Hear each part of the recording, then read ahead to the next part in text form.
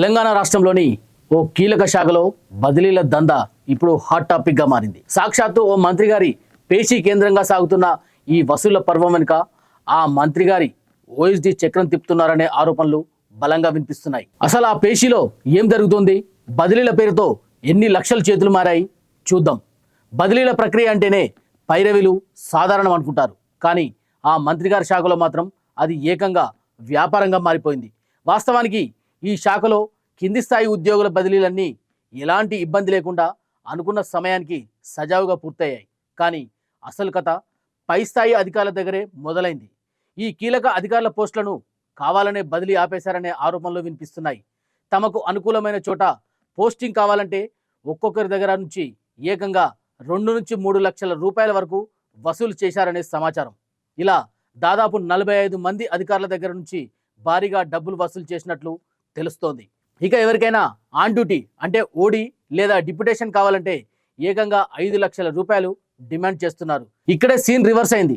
June 1వ తేదీ నుంచి బదిలీలపై నిషేధం విధిస్తూ రాష్ట్ర ఆర్థిక శాఖ జీవో నెంబర్ 57ను జారీ చేసింది. దీంతో లక్షలు సమర్పించుకున్న ఆ అధికారులు ఇప్పుడు లబోదిబోమంటున్నారు. పోస్టింగ్ రాలేదు, పైగా ఇచ్చిన డబ్బులు వెనక్కి వస్తాయో రావో అని తాము మోసపోయామని ఆందోళన చెందుతున్నారు. అయితే అధికారులు ఆందోళన చెందుతుంటే ఓఎస్డీ మాత్రం తన మాటల గారడి ప్రదర్శిస్తున్నారు. ప్రభుత్వం బదిలీలు ఆపేసినా పర్వాలేదు, నేను పై స్థాయిలో మాట్లాడి మీకోసం స్పెషల్ జీవో తెప్పిస్తానంటూ ఉద్యోగులను మళ్ళీ నమ్మబలుపుతున్నాడు. కానీ ఇక్కడే సదరు ఓఎస్డీ బండారం బయటపడుతుంది. ఆర్థిక శాఖ జారీ చేసిన జీవో నెంబర్ 57లో ఉన్న విషయం ఈ ఓఎస్డీ చెప్తున్నది పచ్చి అబద్ధమని తెలుస్తోంది. జూన్ 1 నుంచి 6 నెలల పాటు బదిలీల విషయంలో ఎలాంటి మినహాయింపులు ఉండవని ప్రభుత్వం ఆ జీవోలో కుండబద్దలు కొట్టింది. అంటే స్పెషల్ జీవో వస్తుందంటూ ఈ ఓఎస్డీ ఆ అధికారులను నిలువన మోసం చేస్తున్నాడని స్పష్టంగా అర్థమవుతుంది. ఇంత జరుగుతున్నా ఆ శాఖకు బాధ్యత వహించే మంత్రి గారు మాత్రం ఈ దందాపై ఎలాంటి చర్యలు తీసుకోకపోవడం పలు అనుమానాలకు తావిస్తోంది. కనీసం దీనిపై ఆరా తీసే ప్రయత్నం కూడా చేయడం లేదు.